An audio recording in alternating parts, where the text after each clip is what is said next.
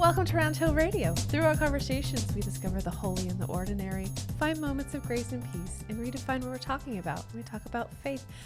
Hey, Shannon. Hello, Leslie. Welcome back. Thank you. It's great to be here. I'm so glad to see you. You too. And I am excited for what we are talking about today. Yes, which is preparing the way of the Lord or getting ready for Christmas. Getting ready for Christmas, preparation. What does that I've mean? been pondering this for a couple of days since we decided to talk about it and since you shared some thoughts about it on Sunday morning.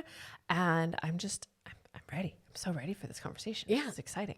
So you had brought a quote by Jan Richardson up that it was so beautifully simple. Yes. That it stuck with me. Can you share it with And our audience? not only you, but other people as well. Oh, so nice. here's what she says. And she's an author and artist that we use frequently here. She says, chances are, if we don't enjoy the process of getting ready, we won't enjoy the event we're getting ready for. If we become so consumed by getting Christmas right, the right present, the right cards mailed to the right people at the right time, the right dishes for Christmas dinner with the right people present, we miss risking the surprising ways that God prepares us for this season. So a bigger idea of preparation. Bigger idea about the externals and the internals. Yeah. Right? Because you hear about people getting so crazed at this time. Right. I'm seeing on Instagram all the moms that are obsessing about Elf on the Shelf. Oh gosh. And my daughter works in childcare no. in a daycare center, and she's doing Elf on the Shelf, and she's like, "What am I going to do today?" Oh, I'm good like, for her. Let's not worry about that. No, thank goodness for Pinterest, but seriously. But wow. Yeah, it's a lot. That's a lot. So when you're talking about spiritual things, Yeah. it's like, okay, so how do you prepare your inside so that you can be present for the outside stuff? Right. What do you have any ideas about what works for you? Well, I have to zoom out a little bit. All right. Because the first thing I thought of when you brought this up was in college. My roommates and I would put on usually like Madonna. Should we ask which songs? I mean, the whole library, Okay. really. What's not to love about Madonna? Oh, it's not blah, blah, blah. And we would. And we're not talking about the Madonna associated with Jesus. We're talking about No, yeah. Madonna. You have to say that. I like that. Yes, I will. Yeah, we were verified. No, that's hilarious. That's so funny. I'm just gonna laugh about that for days. So we would put on Madonna, the singing artist. Yes.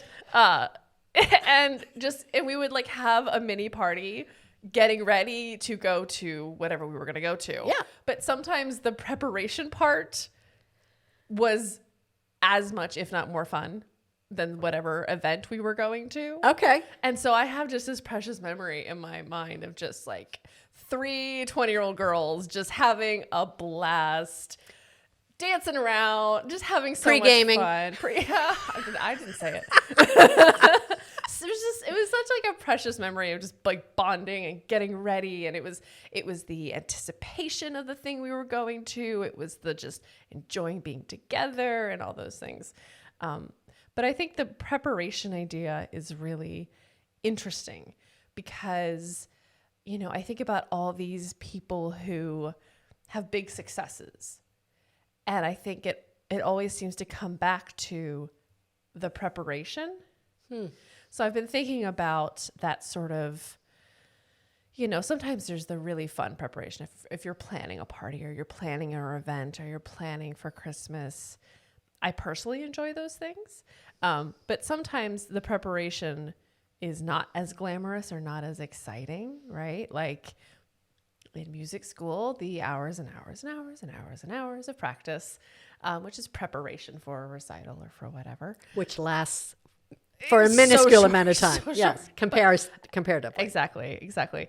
But all those hours build up into something. So I was thinking kind of about that idea of like, of what preparation, the sort of volume of preparation related to the whatever outcome you have. I've been thinking about that for the past couple of days. Of like, you think about watching a lot of football at our house. So like Super Bowl winners, you think about all the hours of preparation and hard work that went into, winning a Super Bowl, for example. Right. And this season, you think about the decorations that go into things at the house, the buying of presents, the thinking about what will I get for those people, maybe the stressing out about that. Sure. And then what are the emotions that go along with that, right? How do you make space? Because Advent is really about making space and waiting. And people in this day and age, I don't know about you, I don't like to wait. No, we're not great at patience these days, are we? Right. And I think there's something I think that's probably the toughest part. Right. But I wonder if the act of when there's an active preparation, I find that helps me wait. So what does that look like? Well, for Christmas, doing all the things we have to do. But I've been thinking about this idea of, the preparation for Christmas is almost, I hesitate to use the word distraction, but it's sort of like this active thing where we keep so busy and then Christmas is here. And I feel like sometimes I haven't fully prepared myself, my heart to receive it. And then it's like the middle of January. I'm like, okay, now I'm ready. Right. Well, and those of us who work in congregational life, right.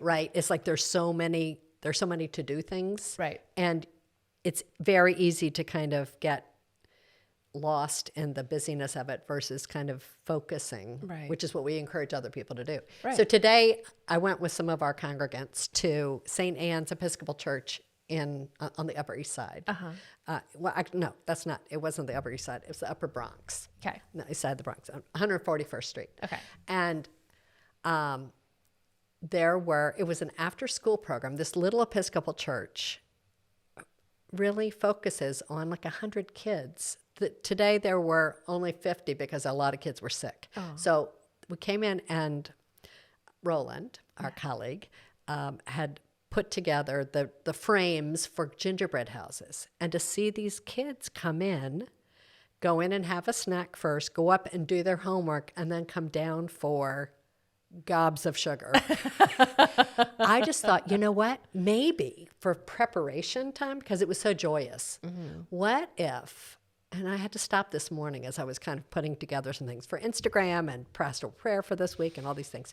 What if I just focused on one thing that's extremely joyful in the day? Love that. And then look forward to the joyful thing for tomorrow and just kind of build on that. This is the week, this coming Sunday, we think about joy. Yeah. It's the Magnificat. We're having the Christmas pageant here. Yeah. So what if we invited more joy just for a moment in our day, just to kind of step back from all of the I've got to do and just celebrate. It's kind of like what Jan Richardson was saying. If we don't enjoy the preparation, we're not going to enjoy the event. Right. So today it was about having joy with those little kids. So fun. Whose parents are going to hate us for all the sugar they had.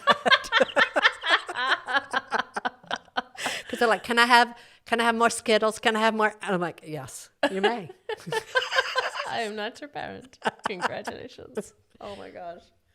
That's amazing. And I think, so how would you advise people who say, but Shannon, there are so many things I have to do to just like get the 150 presents I have to get and do all the 100 million things I have to do.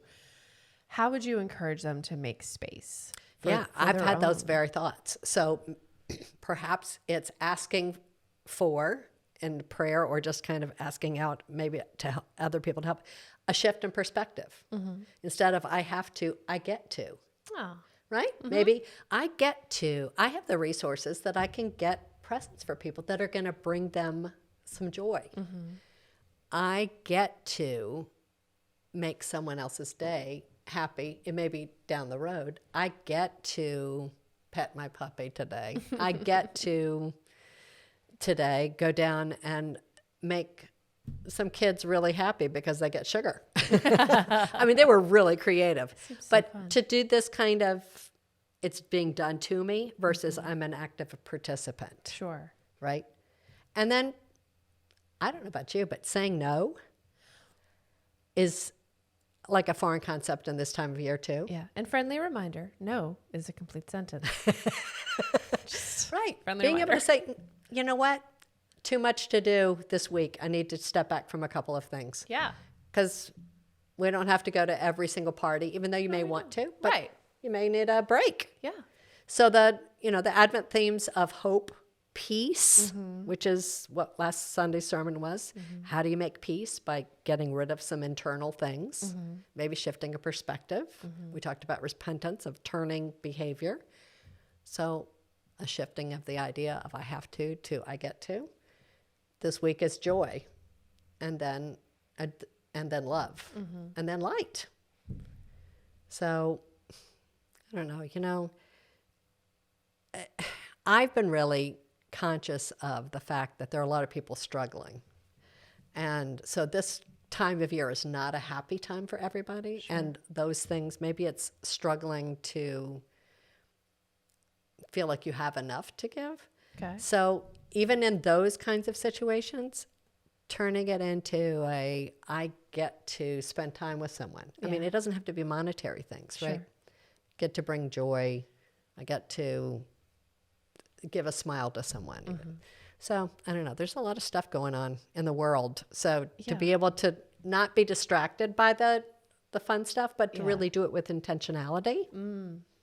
I don't know. What do you think? That. No, I like that a lot because I feel for me this year it feels like Christmas has come upon us so fast. So fast. Like how it feels like it was 6 months ago, the last one. I know. Like my brain can't wrap Is that around it. because COVID just was so much of a fog for us? Yes, and we're back and there's that things. idea of like we're kind of back to normal, but we're not really back to normal, and like all the, there were some like tradition things I used to do that I'm not really doing, and it just all feels a little weird. Yeah, it just feels weird. Right. So I'm just trying to ride it. I wonder if next year will feel a little more normal, and this is just whatever a weird normal one. means. Yeah, right? I mean, what is? Maybe we need to discard some stuff.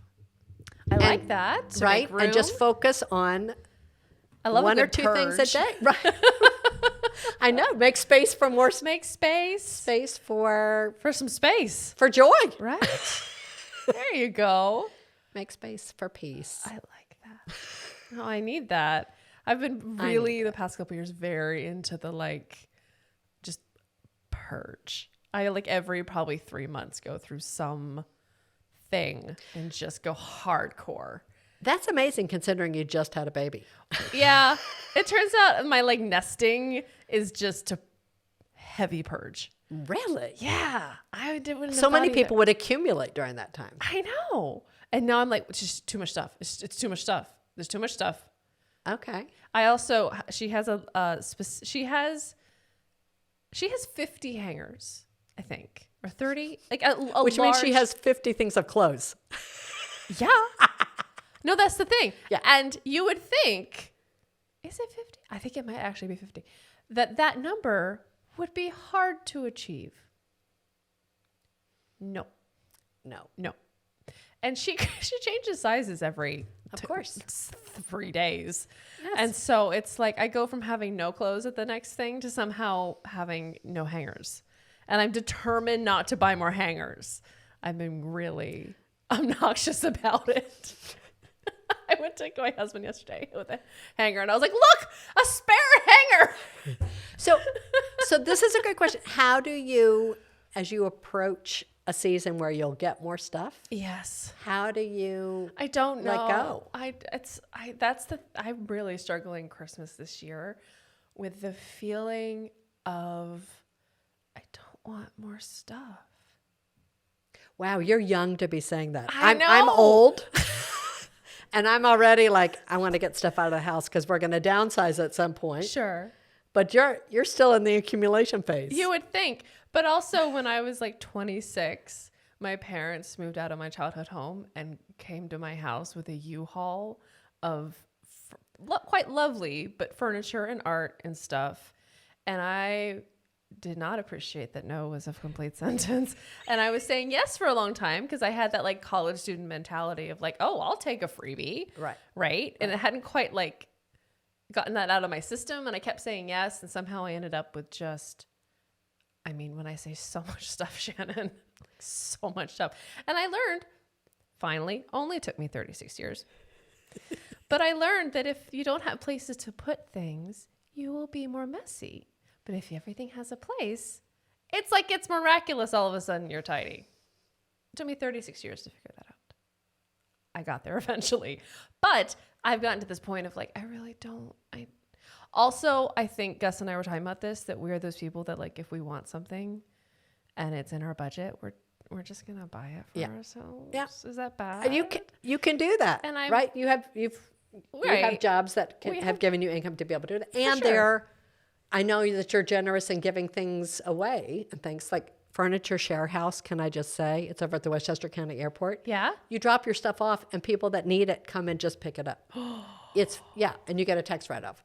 So we've taken stuff over there, and they have a criteria because people that are taking things in have dignity. Absolutely. But it is so easy. It's over at one of the hangars there. Furniture Share House. Hot tip, everybody. Our conversation has taken a turn, but I'm really into it. Well, we're making way. We're preparing the way. Physical ways and spiritual ways. We're clearing out. And it's no accident that right after that's the new year, right? Right. So I'm already thinking about what am I preaching on January 1. January 1. Yes, we are meeting on January 1st. Yeah, we are actually meeting on Christmas Day too. Although I think, are you off for that one? Yes, I'm off that one, but I'm on for January 1. So we're talking about what do you need to let go of for the new year? What do you want to think about in the new year? Very much. So you're doing that already as you prepare. I'm preparing to let go. I get there. The question is, what will you take on? What will I take? I think I've got enough. More joy. More joy. No, it's been a whirlwind of a past few months and with a lot of stuff. You have a bundle of joy in that little girl. She's so great. She is fabulous. She is really great. Her mohawk that used to go straight up has now gone to a 45. So it just goes. Just a quick aside. What is she going to say about that later on when she's in her teenage? She's going to be like, I was the coolest baby ever. Okay, good. That's the perspective we want to have. Because she's the coolest baby ever. Oh, she is the coolest baby. She's already cooler than me, which no one's surprised by, but I'm enjoying it deeply. She has the best expressions. Facial expressions. Oh, yeah. She lets you know what she's thinking. She's making joy her thing. She is making joy her thing. Yeah. Yeah. I went up to get her this morning, and she had a hand on the bar of the crib, like, excuse me. And I looked at her and she went, I went back at her. And we just did that for about 3 minutes. May that continue forever. It's great. Gus calls it the dopamine hit. And I'm like, yeah. I have that with a new puppy. The puppy Gidget. Such a great puppy name. Isn't it? Can you tell the people the story about your dog? What the essence, like what breed and. Oh yeah. So Bernie's mountain dog and a poodle, but she was the runt of the litter. Is that a nice word to say, runt? She was the smallest of the litter. Yeah. And she'll be only 40 pounds. And we had a trainer come over to kind of just give us some questions. She said, "This is the calmest, most perfect puppy I've ever seen." Wow. And she goes, "Maybe she's sick." And I went, "No, she's not sick. She's just calm." Nice. And that comes from, it was a breeder that kind of really has searched out that we found through another person that comes to do meditation here. Yes. So she's adorable, black and white with a little bit of brown. And she loves to cuddle. The best dogs do. The only problem is when you have a dog that loves to cuddle and then you have a newborn who also loves to cuddle and then you're only one person at a time. When do you do work? Yeah. I'm getting really good at iPad and iPhone work over here. Really good. Yeah. Doing it while you're hugging. Oh yeah. The whole thing. Yeah. Have we strayed away? No, have. we're still talking about more joy. I think we are talking about We're joy. making space I'm for taking more joy that your version of working on a phone is being on the phone. I'm sorry, I'm an old lady. I love it. No, it's Instead great. of on, My phone rang today and I looked at it like, what are you doing? I'm an old lady. What is this thing doing? We're just putting it on speaker and having it down on the thing. Right. Yeah. I was laughing one I time. talk on the phone. I don't text. all No, the time. and you should. I am somehow allergic to it. Does Peyton have this issue? Is she allergic to talking on the phone? She talks some, but she's text It's and the she's text, yeah. Instagram and Snapchat and all that stuff. Is Snapchat still a thing? Oh yeah, Seriously? yeah. She hasn't really gotten into TikTok, doing her own TikToks, but Oh, sure. Yeah. it's going to be an interesting shift. She's going to the Peace Corps in February. Talk about preparation. Oh, preparation. Wow. Talk about making space for whatever. She's Yeah. going to Eswatini, which is the former Swaziland. Okay. She is going to be there for 2 years, and there will be intermittent electricity. And this is a girl who's on the phone constantly. So I don't know. That'll be another podcast. That's an yes. What a whole adventure. Oh, yeah. It's But amazing. yeah, keep her in your prayers. She leaves February 22nd. Yeah. So I'm thrilled for her. Thrilled. Yeah. Reset for her. Yeah, and what an adventure. What an adventure. I love Her life will change and it'll be fabulous. Yeah. And she's excited about going.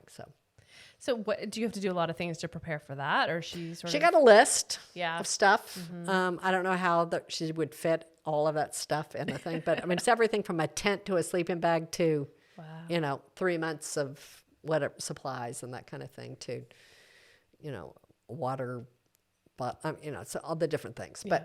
But Does she stay? She's going to stay over there for 2 years? she's living in a hut Yeah.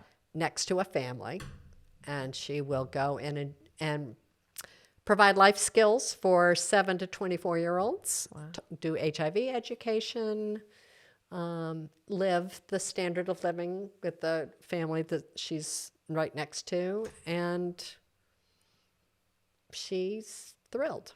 Wow. Yeah, here's a girl who's grown up with privilege, who's Yeah. preparing the way Amazing. Amazing. for a different life. Yeah. Yeah. Yeah. Did she always know she wanted to do this? No. It was interesting. It was after we went on a church mission trip to Nicaragua, Yeah. rural Nicaragua, that she came back and she said, I want to do something. So she went in, unbeknownst to me, and decided to major in African studies and international relations in college. Wow. And I said, it sounds like you need to go to Africa. And so she started looking at that. They were closed during the pandemic, and they've just opened up. So she made her application. She said to them, because I listened around the corner, I was so proud of her. They said, why do you want to do this? And she said, I was adopted from Russia. She was at age 1. She said, my mother raised me to be a citizen of the world. I've grown up in privilege. It's time for me to give back. Oh. And your heart exploded. Exploded. Exploded with pride. Exactly. Well-deserved pride. That's amazing. It's all her, though. It's not me. So She's a credit to you. And the generosity of proud. spirit you have encouraged in her. well, she's she didn't have to take that stuff in. She could have just said, not for me. Sure. But no. That's beautiful. So I'm very pleased. Very pleased. Very beautiful. That's wonderful. That's so beautiful. So lots of different perspectives. We've gone all on over the prep. place, We all are over the all over world. place. We're recording this pretty late in the day. Yeah, and I've been around a lot of sugar You've today. had a lot of sugar, and I'm like this. As frequent listeners of our podcast know, I'm like this all the time, but Ed usually brings me back, and so Today was let loose. Just let loose. It's fine. It's all good. We have some great, exciting things coming up on the podcast over the next few months, so stay tuned for that. A little teaser that January is going to be Art Month. Wow. Get excited. Yes. It's going to be pretty special. So thank you all for listening. Round Hill Radio is brought to you by the friends and members of Round Hill Community Church. For more information, please visit roundhillradio.org.